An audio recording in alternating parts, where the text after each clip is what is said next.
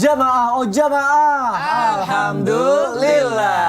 Alhamdulillahirrabbilalamin, kita masih di Islam itu Indah. Dan buat jamaah yang baru bergabung, hari ini kita sedang membahas tema musibah dan ujian. Siapkah kita ketika keduanya tiba-tiba datang? Siap nggak ya? Sebenarnya apa yang harus dipersiapkan? Coba kita pelajari hari ini ya. Ustadz Syam, apa sebenarnya yang harus dipersiapkan? Mungkin dari fisik, hati, dan juga mental kita. Karena kan musibah kan yang seperti tadi Ustadz Syam bilang, ya tiba-tiba datangnya gitu. Biar kita siap, apa yang harus kita lakuin Ustadz Syam? Baik, bismillahirrahmanirrahim. Tabi guruku, abi, umi, mas Soni, serta guru-guru kami yang dimuliakan Allah Subhanahu wa Ta'ala, serta seluruh jamaah Islam itu Indah yang dimuliakan Allah Subhanahu wa Ta'ala. Mungkin sebahagian ada yang sedang menyaksikan Islam itu Indah dari Cianjur. Mudah-mudahan Allah Subhanahu wa Ta'ala menggantikan seluruh apa yang terdampak menjadi sesuatu yang lebih baik lagi. Amin. Karena salah satu hikmah musibah itu adalah menambah khosyah, menambah rasa takut kepada Allah Subhanahu wa Ta'ala, dan juga menambah kekhusyuan kita dalam beribadah. Maka subhanallah, kalau dikatakan apa yang mesti dipersiapkan sebagai orang yang beriman, berikrar, mengaku beriman, tentu saja yang disiapkan adalah keimanan. Kenapa? Karena jangan sampai yakhrujuna minad dunya bighairi iman. Jangan sampai ketika terkena musibah dia keluar dari dunia alias dicabut nyawanya tanpa keimanan.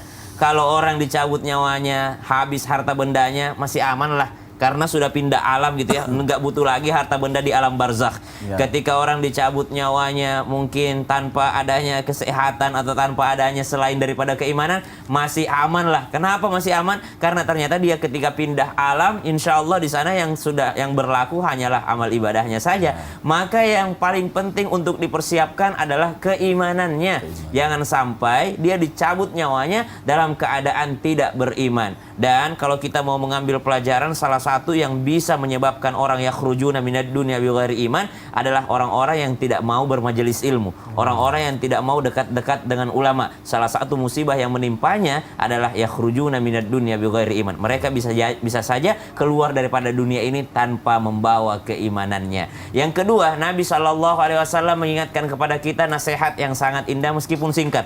Jadi ciri khasnya orang cerdas seperti Nabi SAW, manusia paling cerdas, itu sedikit kalamnya tapi maknanya sangat besar. Nabi cuma mengatakan ittaqillaha haitsuma kunta. Bertakwalah kepada Allah dimanapun engkau berada. Artinya kalau kita mengambil pelajaran dari kalimat singkat ini, bertakwalah kepada Allah dimanapun engkau berada. Karena dimanapun engkau berada bisa jadi ada musibah di sana.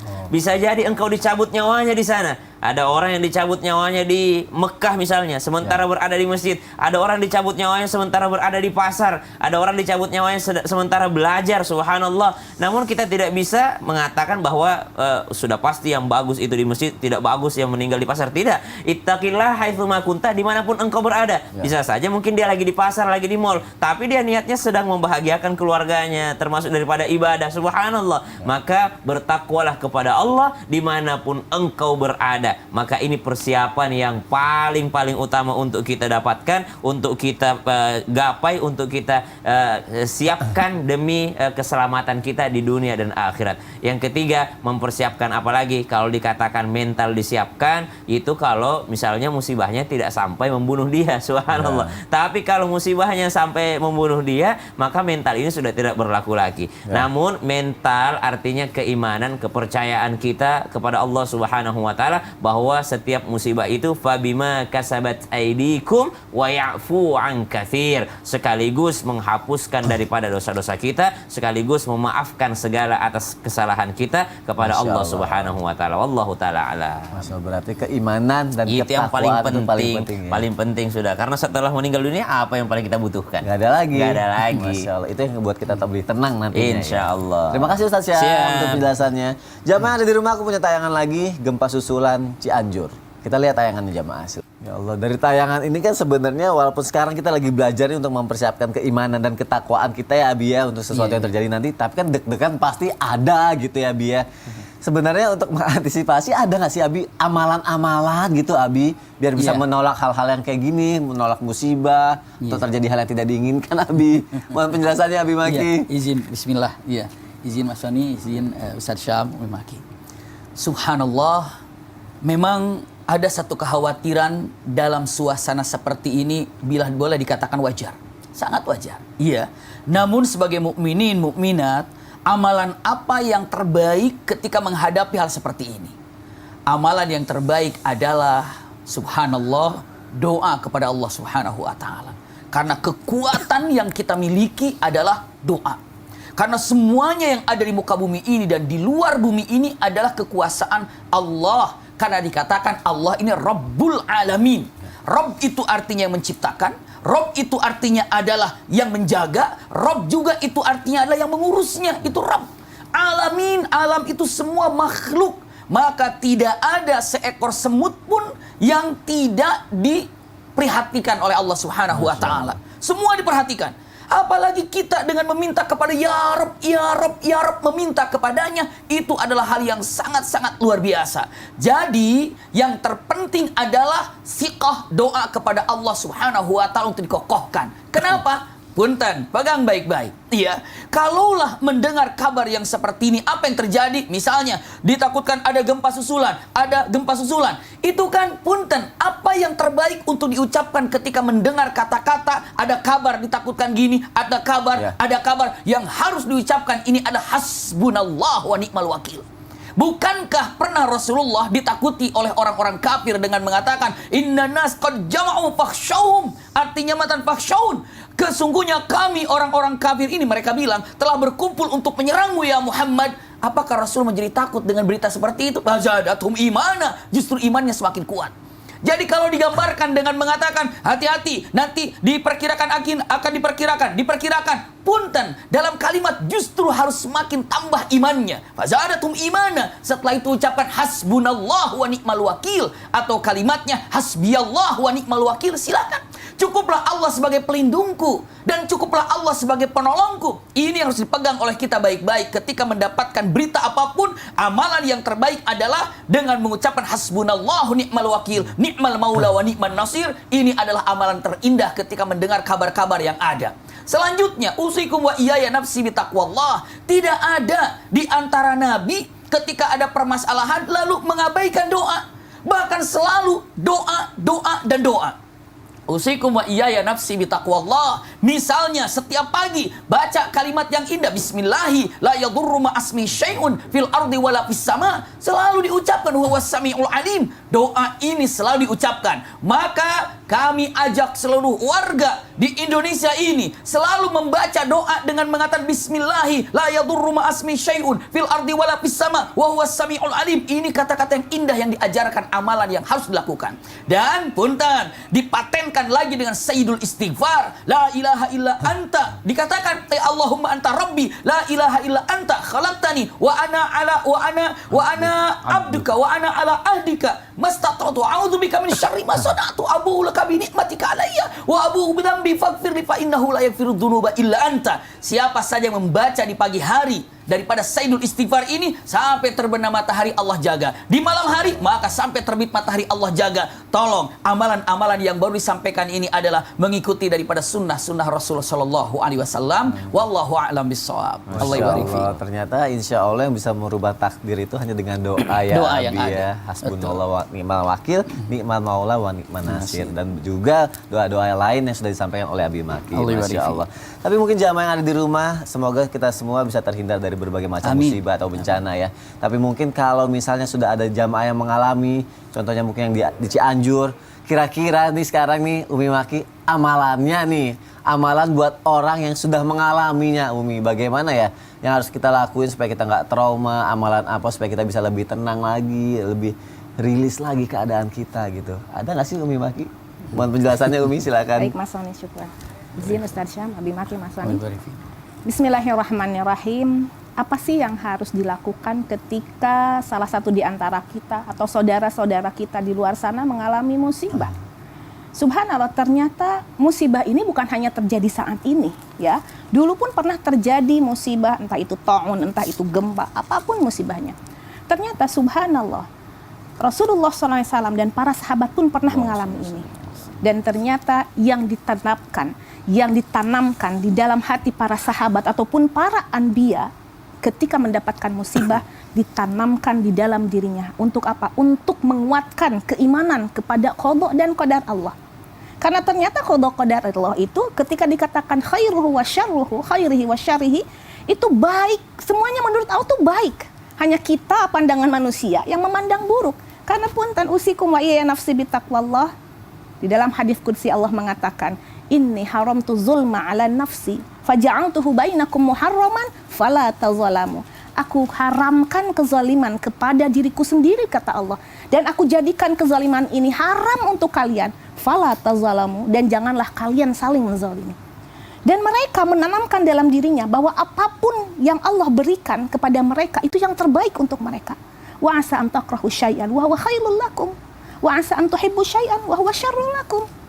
Apapun yang Allah berikan untuk mereka, yakin itu yang terbaik untuk mereka. Tapi punten bukan berarti yang dia inginkan, siapa tahu itu buruk untuk mereka. Dan subhanallah, mereka yakinkan di dalam diri mereka bahwa musibah yang Allah berikan sebagai bentuk penghapusan dosa. Berbicara tentang dosa, Allah menghapus dosa kita itu dengan 4 cara. 1, dengan cara ketika kita bertaubat.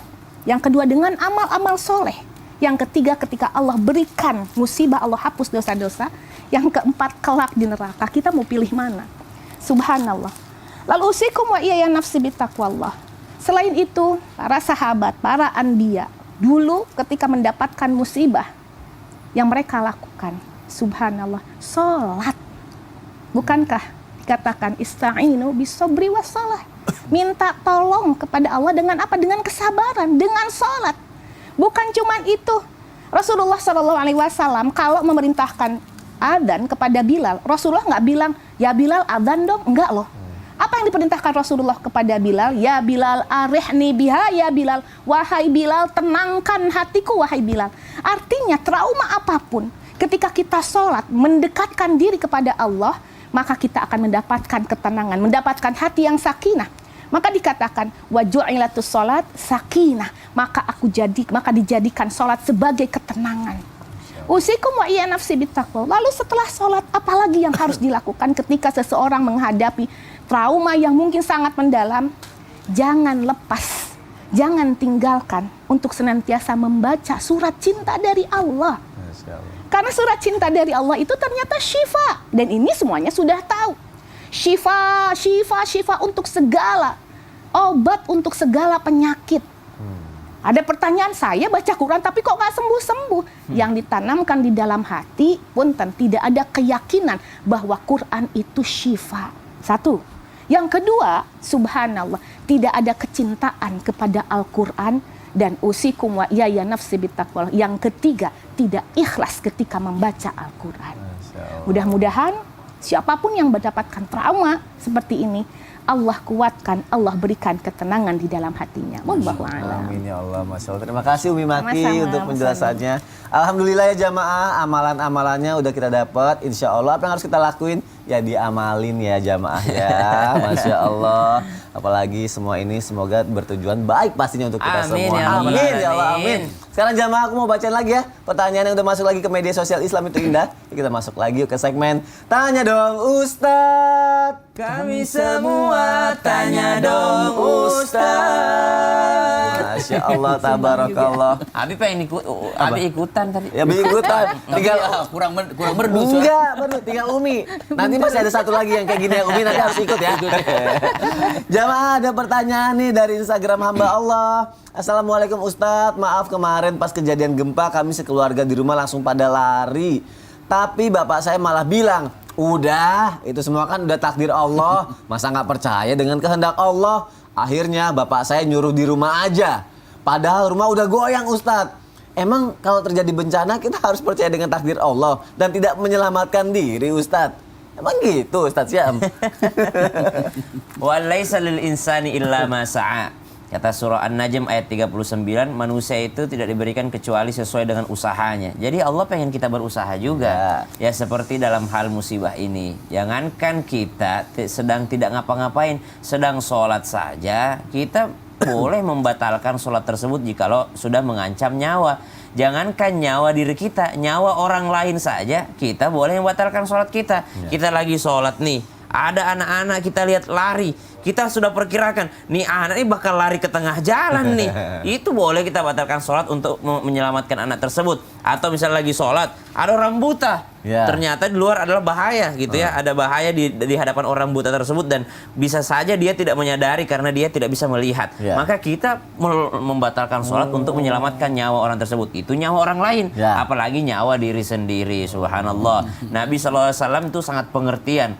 Nabi pernah menegur sahabat yang sedang sholat sedangkan bacaannya panjang. Ya. Nabi mengatakan, apakah kau mau menyiksa orang gitu? Kau Ya. mau memberatkan, membuat orang tidak senang dengan sholat?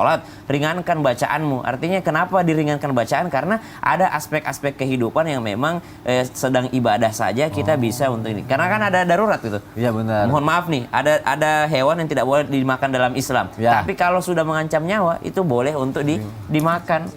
Kenapa? Karena sudah mengancam nyawanya. Apatah lagi dalam keadaan musibah. Artinya hifdzun nafas, menyelamatkan nyawa, itu adalah salah satu pilar penting dalam agama Islam. Terima kasih. Sama-sama, Mas Syam. Sony. Kalau menurut Abi Maki gimana?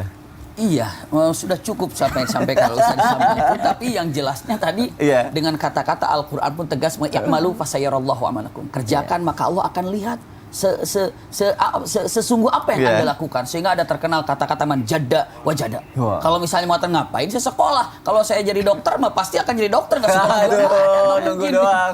Nggak mungkin. Ngapain saya kerja, kalau kata Allah miskin ya saya kerja tetap jadi miskin, nggak seperti itu. Iya. Jadi dengan mengatakan ngapain, kan udah qada qadar. Punten, kalau Iya. dikatakan qada qadar, sekarang jawabannya, tahu nggak qada qadar buat kita itu apa?